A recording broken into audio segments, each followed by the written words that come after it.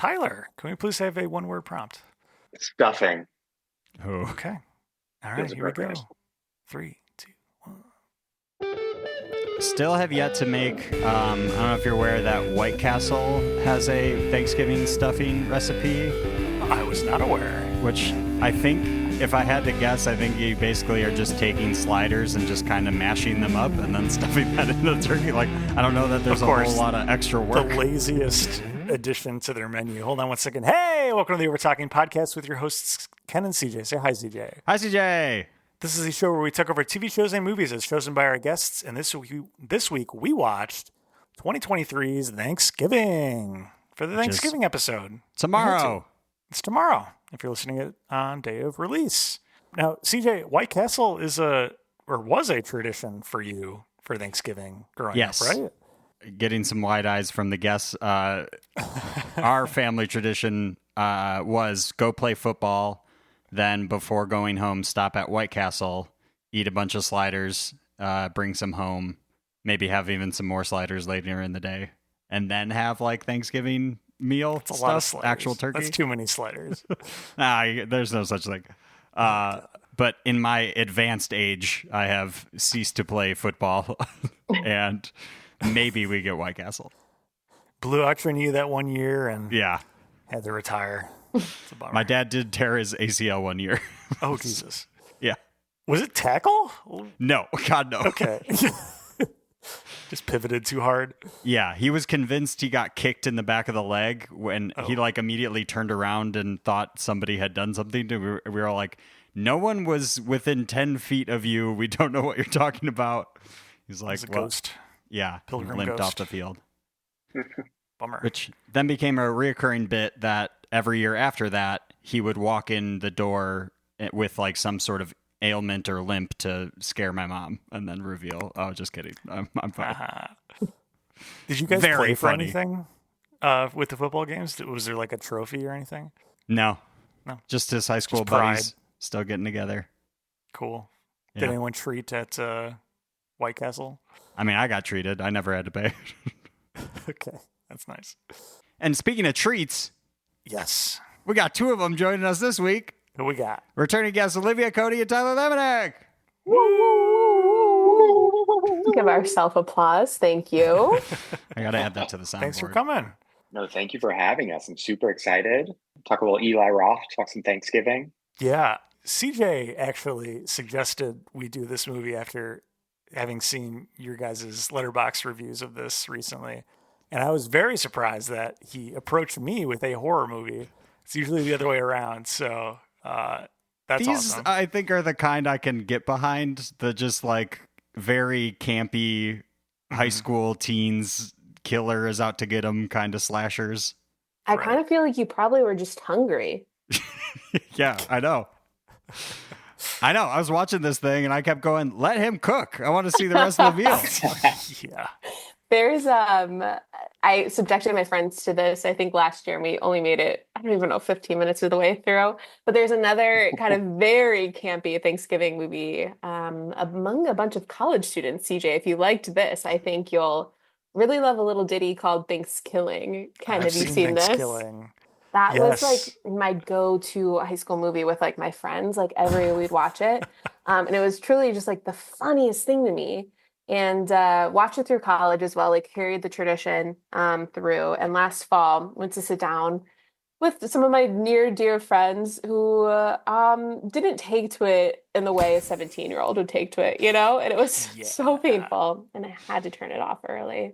But it's really cream of the crop, CJ, if you're interested. Okay. I tried to watch that with my family one Thanksgiving. That's horrible. Because I was like, oh, there's this movie. This is like the only horror Thanksgiving movie. We got to watch it.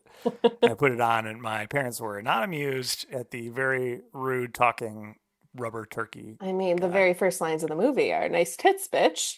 Right. Yeah. It did not kick off the watch very well. That sounds like Freddy. I will say, too, as one of the friends that Liv tried showing this movie to, I was down for the ride. But I will say there was a part of me that was just like very fearful that even 15 minutes in that I was like some sort of slur, some sort of like bigotry was going to come through this turkey's mouth. And I was like, can I handle this? But yeah, so we couldn't persist. But part of me wants to like turn it on right after we close this Zoom meeting. I mean, the name alone, you've won me over there. I'm kind of on board from that. I know it already like supersedes Eli Roth's Thanksgiving, which is just, you know, the name of the holiday.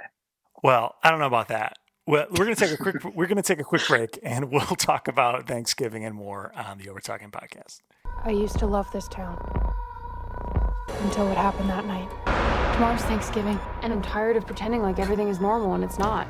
I want things to go back to normal too.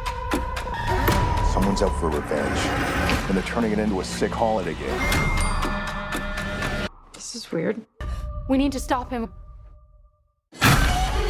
And we're back on the Overtalking Podcast, and we are talking about Thanksgiving. Tyler or Olivia, who wants to take the recap? I'll let T do it. All right. Oh my God. Thank you so much, Liv. We're going to put 30 seconds on the clock for you to describe for someone who's not yet seen Thanksgiving without spoiling it yet, what it's all about. Spoilers, people die. Okay, ready, go. Yeah. Okay. So you have the town, Plymouth, Massachusetts, famous for, I guess, the founding era, you know, the founding moment of Thanksgiving, blah, blah, blah, blah, blah, historical, et cetera, et cetera. You have people living in this town, teens specifically, who are all just like kind of not great people. They're mostly just not great people. They all descend upon this place called Right Mart 10 seconds. on Black Friday. Oh my God. And then there's a stampede, people die. Someone seeks out retribution for all these deaths, and then they start killing dressed as John Carver. Time. Oh my God. I thought that was okay. That was good. job. Not bad. Yeah. Okay. Yeah, there's a killer pilgrim on the loose. Yeah. That would have been better. I really wanted to get into the description of the Black Friday event. You just have to lead up. You know, but 30 seconds. Absolutely. I mean, to take down capitalism in 30 seconds is really difficult. Yeah, very hard. It's difficult, but usually I try to do it as many times as I can. We all appreciate it. Yeah, so Olivia, you're the one who sought out this, is that right? Yeah, so I actually got scammed into doing one of those infrared saunas for a long time. So I had a membership deal. And What in is the that? sauna, Okay, so hold on. it's bullshit. But basically, you go into a sauna, it's infrared, so it heats you from inside. Is primarily that. So you're in there for an hour, and while you're in there, they have TVs where you can like watch programming, and they have Netflix in there. And so this is, mind you, 7 a.m. in the morning, and Thanksgiving's on there. And I was like, whatever, I'll put this on. So I'm sitting there getting cooked, watching a human being get cooked in an oven. And it was a very trippy experience. I watched it over 3 mornings, I think. But, you know, obviously I'd seen it. I really liked it. I like when I'm not the biggest Eli Roth fan, which we can get into later, but I love campy shit that catches me off guard. I was pleasantly surprised by Addison Rae. I was pleasantly surprised by the character Scuba, and so forth. And so it was really fun. And every year we kind of do a fall trip with our friends, and we'll watch scary movies. And this year we took it a little bit later, so we needed a Thanksgiving scary movie, and this clearly fit the bill. Perfect. Yeah, I had not watched it yet, and I was saving it for this year because I didn't see it in theaters last year, and I had to watch it around Thanksgiving. So yeah, this worked out perfectly. I was very excited to sit down and watch it. And yes, I am also not a big fan of Eli Roth in general. Did you know he made Borderlands that came out this year? I did it, and I was so shocked because I heard so much shit about it. And then, like ahead of this, like on Letterboxd, I saw he was the director, and I was like, wait, what? And that made it all the more funny to me because really he makes bad movies. I like Cabin Fever. I think it's kind of like fun and stupid. I would never be like, that's a classic movie, in which some ways people do. But yeah, I don't know. This one also caught me off guard because I was like, oh, he made a somewhat okay movie. Yeah, most of his movies to me, at least the horror ones, he goes too far. And I think that's what usually turns me off. Like, have you ever seen Green Inferno? No, but okay, familiar. But cannibal movie where you watch it all happen and it's too much. But yeah, without getting too far into what I thought of the movie, but like I felt like this movie was a lot more restrained with its kills and its subject matter and a lot more straightforward. And I think it was a lot easier to digest that way. As somebody who has watched Borderlands, I think I enjoyed this more than Borderlands. I never knew someone existed who had seen that Yep, movie. I'm the one. Yeah, it was a big disappointment.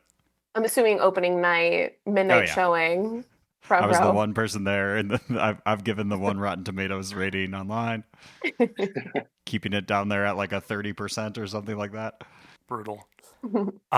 So I have to ask, because I sent this to the group chat, but were you all aware the backstory about this movie before having watched it, that it was originally a trailer in Grindhouse? So I was, after I'd watched it the first time and I was like reading about the movie, I like doing that. I had like seen that, but I had never actually gone and watched the trailer because I'd never seen Grindhouse and like those two movies. So yeah, no, you sending it was kind of like perfect timing because I'd always meant to do it. Yeah, kind of same for me. Okay. I knew that it was a trailer, but I never watched the trailer. And similar to Liv, like after we watched it the first time and I went and read about the movie, I didn't even realize that or at least not all three, but three of the trailers from Grindhouse were made into feature films, which is pretty wild, but also very cool. But yeah, so recently watched the trailer, and I'm curious to hear everyone's thoughts on it. I almost love the trailer more than I, like the movie. Yeah. There were parts of the trailer I'm glad didn't make the movie.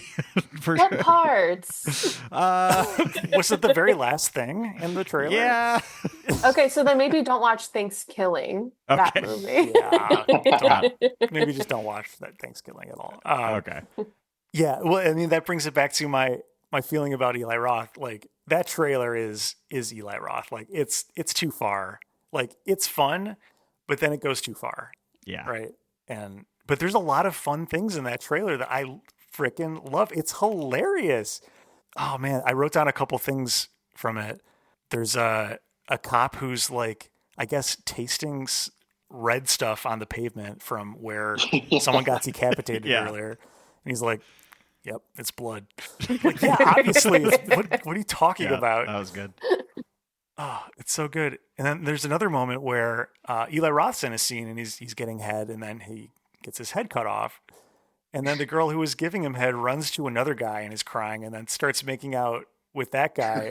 And she pulls away and, his head's cut off too, apparently, at some point. It's love it. So good. Definitely check out the trailer if you haven't seen it before. It's on YouTube. I do like that they keep saying the name of the movie. Like, it's those 10-second vignettes and then Thanksgiving. Just to remind you. So good. Yeah, there's something about the trailer where it is just very much a joke. And obviously I think it's a really interesting case study in the sort of like inability to take a joke and make it a feature-length film. Or not inability, actually, I should say like the ability to, because I do think is in some ways successful. But yeah, I just loved the kind of like 2 minutes rapid fire in your face. Like, this is what a Thanksgiving horror movie would be like. And I also kind of appreciate, I don't know, I know it's all kind of like kitschy and cliche, but even just like the 1970s kind of like retro film look, I'm like, it's fun, it's great. And like, that is the movie, right? Like, you don't really need much of a plot. It's just a vehicle in which you can watch people die. Exactly. Yeah, I do love the trailer. Yeah, for that. Well, I mean, it's part of Grindhouse, but that Grindhousey feel, right? It's very 35 millimeter grainy.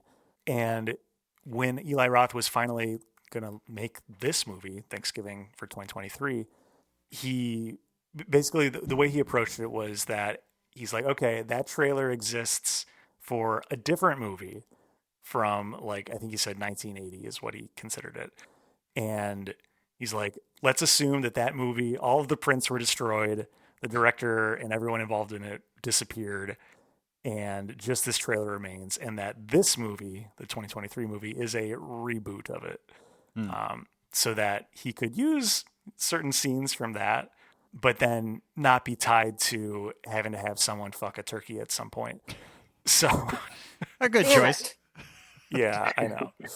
I take it then, Tyler, Olivia, have you seen any of the Grindhouse movies, like Machete?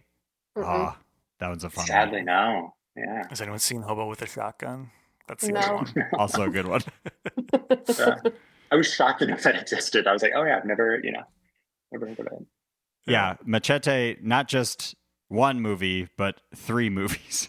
Wild. Very successful. The other two, because there were 5 trailers total, the other 2 that haven't been made yet, and I don't know if they ever will, are Don't and Werewolf Women of the SS. Interesting. Gotta That one see might be 'em. tough to make, but I don't know. So has anyone seen the actual Grindhouse movies? Death Proof and the other one? No? Yes. Mm-mm. No, sadly. They're pretty good. They're fun for a double feature watch if you're ever in the mood. But I haven't seen them in probably 10 or 15 years. They're heavily problematic when we go to watch them. Probably. I'm sure. We get to I'm cancel sure. Ken finally. Finally. Yeah. I'm waiting. We already pushed Thanksgiving, so I think we can just already be canceled here. True. Yeah. Siege, were you okay watching this? It was a horror movie. Yes, it is a horror make it movie. through? I was fine. Okay. You're kind of more laughing at the movie than I would say getting scared. At least that's how I approached it. Once they sort of set the tone by the first couple kills, you're like, oh, I get it. I see what's happening here. Yeah, this is going to be fun. Yeah. I know. loved all of the homages to like other horror movies. Like obviously, like it's very inspired by Halloween, like another holiday horror movie, and just the mask itself, I thought was really fun. Even at one point, the mask gets like kind of singed because he leaves it on top of a hot oven. He eventually replaces it, but I thought that was really cool because that's something that happens to Michael Myers' masks in some of the sequels. And then at one point, one of the main characters is looking out a window and sees someone wearing the John Carver mask, and then she looks back and he's gone. That's another nod. Yeah. I'm sure there's more that I'm missing. I was just thinking, when I rewatched a few scenes this morning, the opening scene is the same kind of like from the perspective of the killer tracking shot toward a house. Yeah, so even in that, like this direct homage. And actually, to go back to this whole like mask thing, the John Carver mask, I didn't realize it, but the waitress was the person who was giving those out just from behind her diner counter. I was like, this is such a strange character to be like delving out this significant thing, but here we are. Yeah. The mask, I think in particular, did fool me like once into where like I thought I knew who the killer was because of something happening with that, but I was wrong. And then I caught on. I was like, oh, okay, got it. One thing I kind of remember is, because you know how like Eli Roth will do like those like my top like 10 countdowns of like horror movies or whatever. And so he had done a bunch of them post like this release last year for Shudder or whatever. And I remember in like one of them, because of that, CJ, he like had a bunch of different actors playing the killer at different parts of the movie. So it's like we, the viewer, never could discern like anything from like their physical body type, which I was kind of like, I respected that. I was like, Yeah. cool. That's smart. That is smart. Who did you think it was for a little bit? Who were your big suspects? Skip ahead a couple minutes if you don't want to know. Oh, sorry. Sorry. It's okay. I thought it was the new sheriff that like comes to town, especially because it's like he's introduced very early on and we only see a minute of him or so. And I'm like, oh, that's usually what happens is it's some auxiliary character that was like, oh yeah, remember this guy? It was him the whole time. So I did think it was him at one point, especially when he asks for his gun. Yeah, his gun. I was like, oh, he's taking his weapon so he can kill that guy too. Yeah, I thought that was a weird moment because he had just fired it and like they hadn't found the guy yet. So I feel like it'd be okay to leave him with his weapon, even though he had discharged it. I don't know. But without spoiling who the actual killer is, it didn't really matter. I also fell for some of the other red herrings, like either of the boyfriends of the main girl. Yeah. Not totally convinced that one of them wasn't helping. Maybe. Right? Like they never really wrapped up that whole like his weird suspicious actions. And he has such a shifty face. He's shifty face and he's missing for the climax of the movie and then he just shows up afterwards. I think it's been hinted at that they might make a sequel to this. It's confirmed. It's confirmed? Okay, yeah. Great. Wow. So there's possibilities of where they could go from here. They definitely left it like a normal slasher movie ending. Like you could definitely continue it and be fine. The body was never found. And this might be another little spoiler, but who I think should have been the killer was Addison Rae. I was like, come on, that'd be so fun. So fun. Which, by the way, she did sign on for the second movie. So we will be seeing her grace our screens again. I know everybody is. As you should be, Ken, as you should be. So maybe that'll be her chance to really shine. That was, I will say, like you saying how he was having different actors play the villain.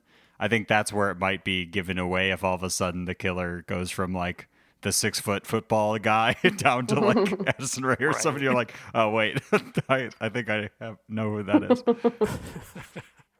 Like we'll also get an opportunity to watch her not do a Boston accent for another hour and a half. That was wild. It truly was just Patrick Dempsey and then maybe like 2 other characters like randomly. No one else. What's up? But the people that were doing it were really going for it. Oh my God. And you gotta love him for it. You gotta love him for it. Yeah. Apparently, that's Patrick Dempsey's like original accent before he lost it for acting. Yeah. Gray's beat it out of him. I don't know. Doctors can't talk like that. He reached out to Eli Roth to be in this movie. Oh, really? He like really, really wanted to be in this movie. And Eli Roth's like, I don't think we can afford him. And his agent's like, no, you don't understand. Like, whatever it takes. Like, he just really wants to be in this movie after having read the script. Huh. That's so goofy.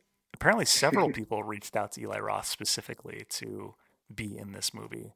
Gina Gershon, yeah. She had texted Eli Roth while he was casting. She's like, hey, when can I be in a horror movie of yours? And he's like, well, actually, that's all it takes right now. Yeah. So she got 2 days of filming and was able to be in the opening. It was pretty cool. 2 days of filming, lost her scalp, all for art. Yep. Yes. I guess that is the way to do it, to be in a horror movie and only have to shoot for 2 days. Be like, all right, I did it. Yeah. Yeah. If you can kill it off early and you're a big enough name, why not? Yeah. I did feel like the Boston accent was the 6th character of the movie. I was really enjoying it. Yeah. That was so good. And TJ, I feel like you famously are really known for your accents, so would love to hear your Boston accent.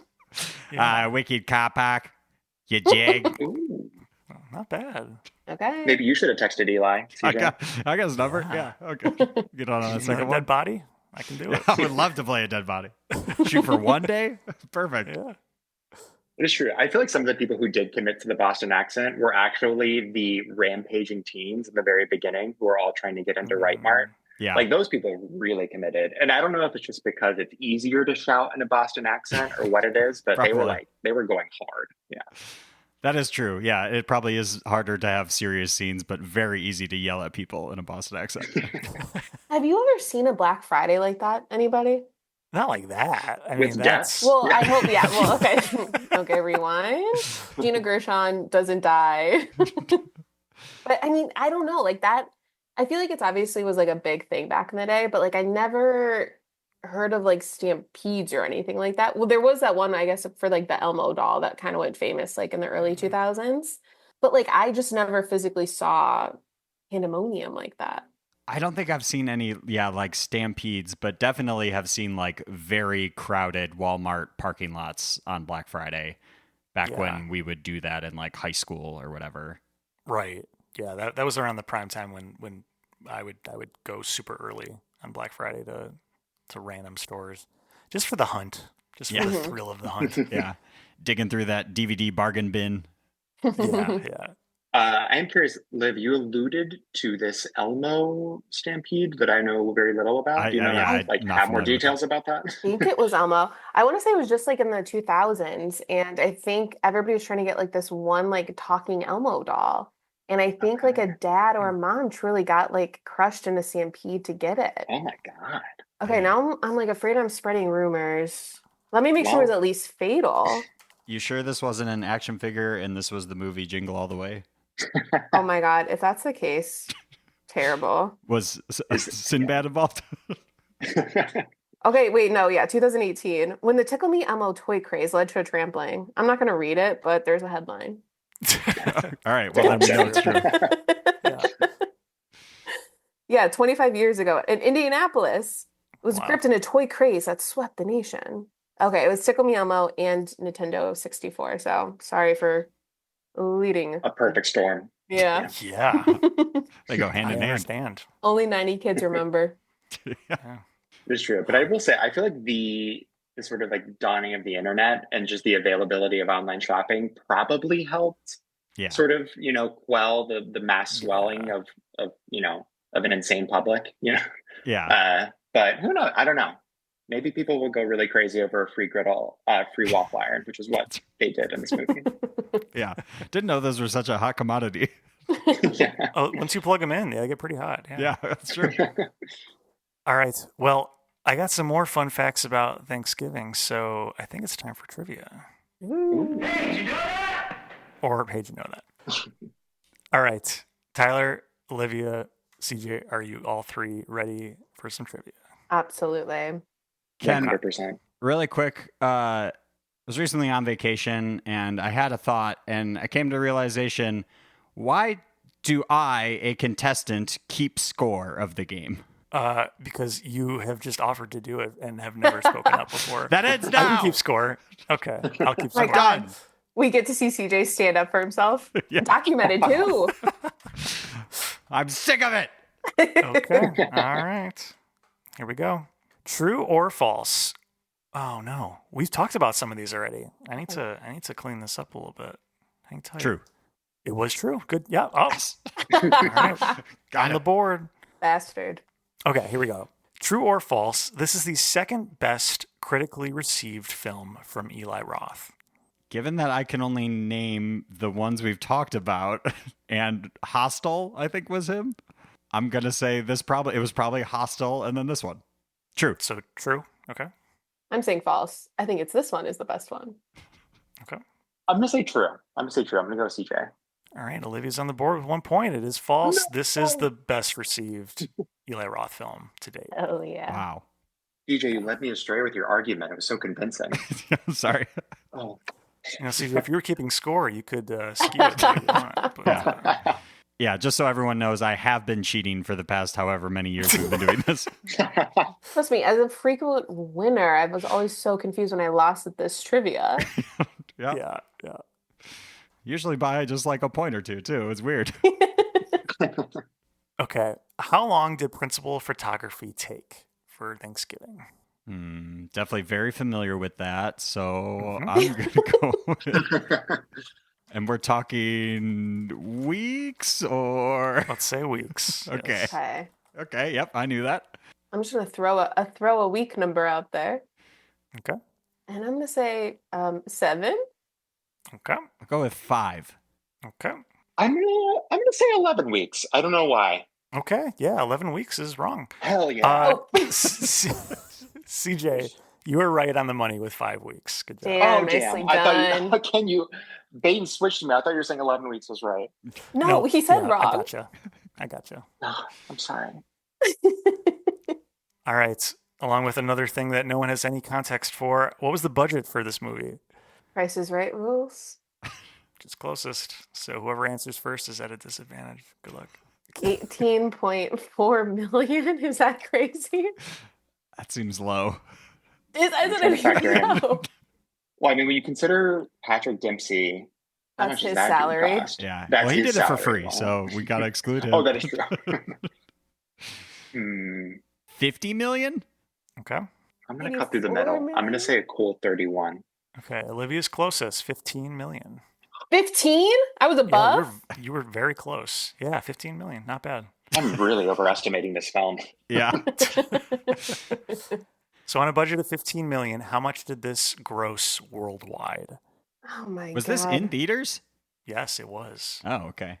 I'm going to say 50 million. Okay. 86.4? 86?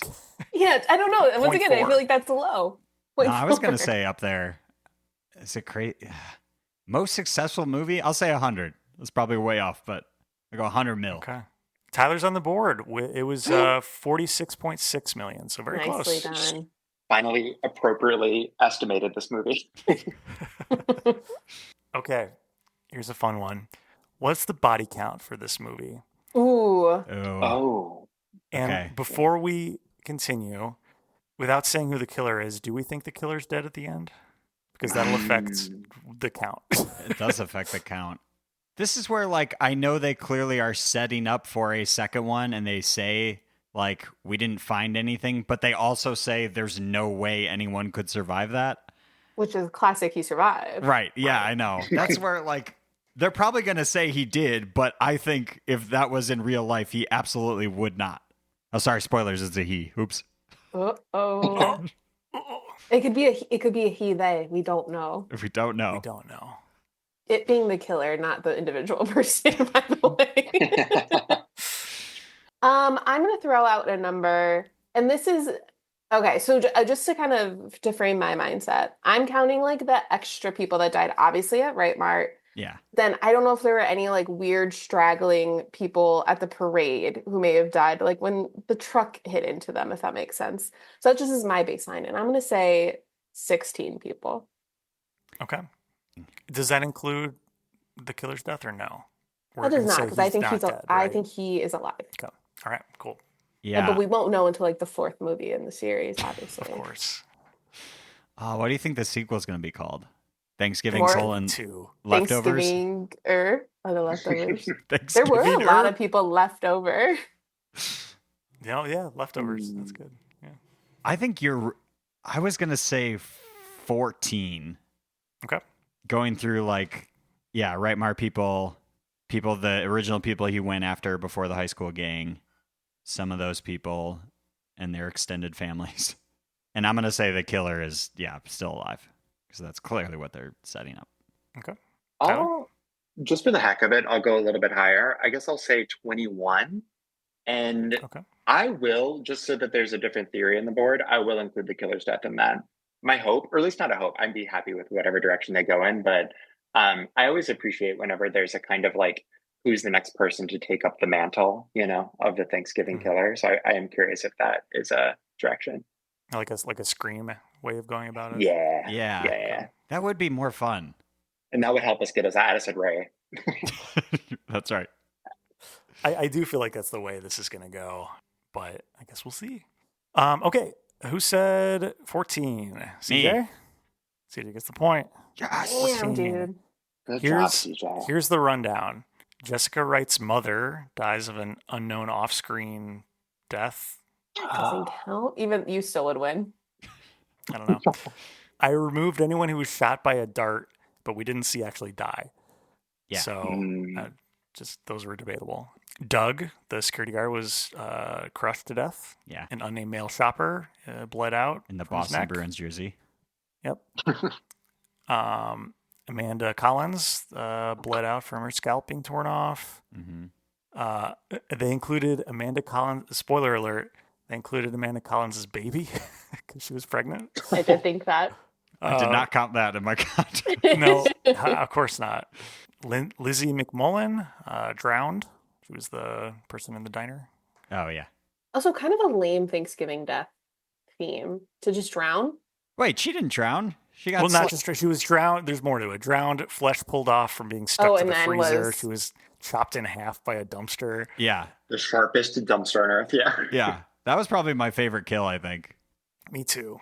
That kicked off the killing spree in a great way. Anything where it's just like a clean slice in half, that is so unrealistic. It's so unrealistic. If the plastic lid to a dumpster fell on you, you would not be cut in half. But it was also, metal. Her lower half was found is also very fun. Yeah. Just mounted. And also kind of a nod to the original trailer with where the cheerleader originally lands on the knife, which did not make this movie. True. Again, felt I think a little bit showing restraint. That was the part I was glad did not make the movie. Yeah, too far.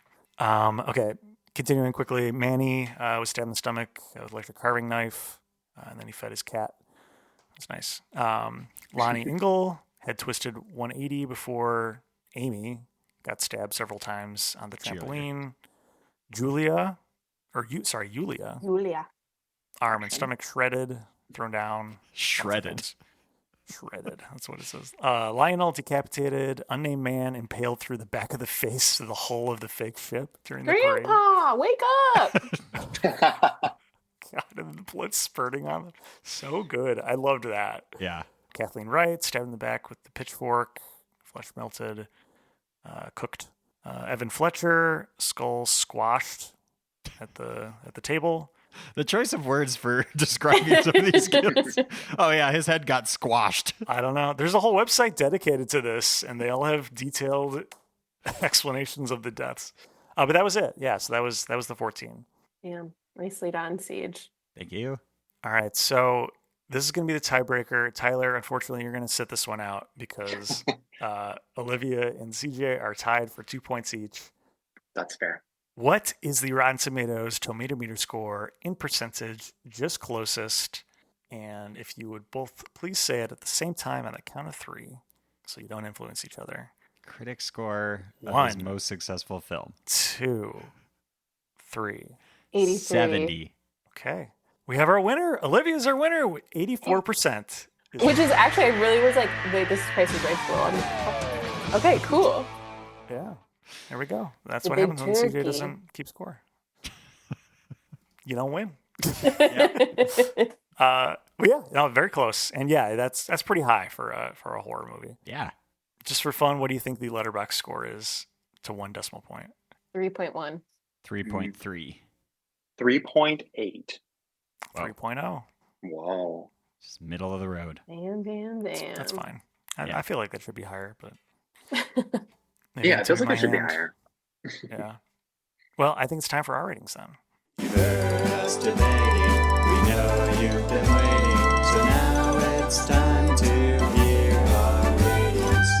All right. We'll start with Tyler. Tyler, on a scale of 1 to 10, what would you rate Thanksgiving for you? I would give it a solid 7. Okay. Okay. Yeah, it felt, it was extremely enjoyable, a fun watch.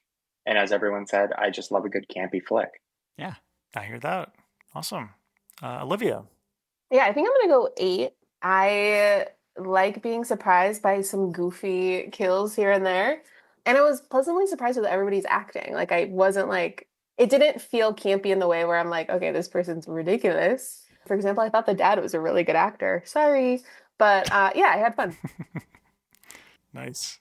CJ, what do you think? For me, yeah, I was pleasantly surprised by this. I did enjoy it. As soon as you kind of got the tone, I was like, oh, okay, this is gonna be fun. I'm on board with this. I think a 6.5. Just like a pretty solid, fun watch. Nothing incredible, but it was a good time. Okay. Ken. Thank you. For me, I'm going to be the hand-holding club with Olivia. I think 8 is the way to go for me. Yeah, I think this is definitely Eli Roth's strongest horror movie, at least for wide consumption for not sickos out there. And yeah, I just thought it was great that he showed restraint. I thought it was a great modern day, just straightforward slasher, which I don't feel like we get a lot of anymore. There's always some weird twist or some meta extra stuff because, of course, everything's done before, so we got to make it new and fresh. But it was nice and kind of refreshing to just have just a normal, straightforward slasher again. I really, really liked it. I'm very much looking forward to the sequel now, and I hope they make 10 of them. I hope this is the next franchise that is just a horror franchise, and that John Carver mask becomes one of the most synonymous masks, along with Art the Clown is one of the new ones for this decade. So, yeah, looking forward to it. Sorry to interrupt. What side would you guys serve alongside Kathleen? That's Olivia. I wrote that down of they interrupted the meal too early. I wanted to see what he was gonna do, make the cranberry sauce or the casserole. I think I saw a Letterboxd review that was like, nobody ate a single thing in this entire movie. That's right. Yeah. I was like, oh my God. I know. He even kept that cheerleader for so long alive in the fridge. Yeah. Just for a wine joke. Presumably. Just for a wine that's joke. right, the wine joke. I forgot about that. Look, you don't chill red wine. It didn't make sense anyway. I don't know. That was the one part that was unrealistic. Yes. I don't know. I can't think of something funny to say for a side. I guess what's I your don't know. ideal? What's your ideal Thanksgiving plate, with or without Kathleen? Then. Some sort of mashed potatoes, right? Or some sort of potato dish. Mm-hmm. Yeah. But then is the gravy still blood? Absolutely, cranberry sauce Everything's mixed with blood. blood. Yeah, exactly. Everything's Yeah. blood. Everything's just blood. Yeah. You're drinking blood with a side of blood. Pour blood over the taters. And then Tyler, you wouldn't eat Kathleen famously because you're a vegetarian. That is absolutely correct. Yeah. Thank you for suggesting that. Like, I am pescatarian, to be clear. So like if there was like a salmon equivalent, or if there was a piece of Kathleen that seemed more like salmon, I don't know. Yeah, I don't know what that could be. Yeah, I don't either. Even though she looks so delicious, you wouldn't have any. Really quick, if it's all right with you guys, I was gonna read your own letterbox reviews because I got a chuckle out of them. Yeah, please. Oh no. Tyler's was scuba diving with a heart emoji, which we did not talk about at all. That this man's name is The best character name that has I ever been written. truly LOL'd upon hearing that. yeah. I hope he's back for the truly- sequel. Oh, me too. It's really like Thomas Pynchon levels of like naming for a character. So it's incredible. That was fantastic. And Olivia, you wrote, "I know which of my friends would be the tastiest turkey." And she's yet to divulge. Yeah. Who is that? Yeah. I actually think with our group of friends, it would be me. I wish I could eat myself, just a little nibble. And obviously, Ken, you would pick CJ, and CJ, you would pick Ken, I'd hope. Obviously, Yeah. CJ's so needy. I don't know how to take that. If that's a compliment or what. It's a compliment. Well, Olivia, Tyler, thank you both for joining us. Thank you. Do you have anything you want to plug or any words of wisdom for the Thanksgiving time at the end here you'd like to share? Be thankful for your loved ones. Because they're tasty. It's their taste. You never know when Lump you might 'em need up. to eat them. Yeah. That's true. Yeah. Never go to Plymouth. Just never go there. It's just never. I don't know. Fair. I'm sure it's a lovely place. I'd go there just to hear the people. Just sit down at a diner Sure. and just eavesdrop. And The half same of them would percentage have of people accents and the other half. actually have accents. Yeah. Yeah. Go to a Dunkin'. God. See Ben Affleck do it all. That's right. Yeah. Right. Famously loves Plymouth. Nice. Well, CJ, what do we got? You can follow us on all of the things at Overtalking Pod. Email the show at overtalkingpod@gmail.com. Go to our website, overtalkingpod.party, which is a real website. You can call or text the show at USACat1591. And oh no, they're here. It's the Overtalking Overlords. Sorry for new listeners. They Never are strolling apologize. in John Carver masks, fully in costume, ready for the holiday. And they're here to remind you, if you like the show, please go on Apple Podcasts and Spotify and rate and review where applicable. Reviews are what help people find this podcast. Also, we spend no money in advertising, so if you like the show, please tell a friend and spread the word. We'd really appreciate it. Thank you. Thank you. And drink some Magic Mind over Talking Pod 20. Helps the podcast. Thank you. And as we say at the end of every single episode, let him cook. Yeah. Bye. Bye. Bye-bye. This episode of the Overtalking Podcast was produced by Ken and CJ, edited by CJ. This week's special guests were Olivia Coady and Tyler Laminack. Music by Justin Peters. Logo by Nate Richards. Check out Nate's work on Instagram at Nate Richards Designs. I could only think of nice tits, bitch, from another movie. Nice tits. And as I always say, All right. That's going to be it. I'm going to edit around the rest of the show.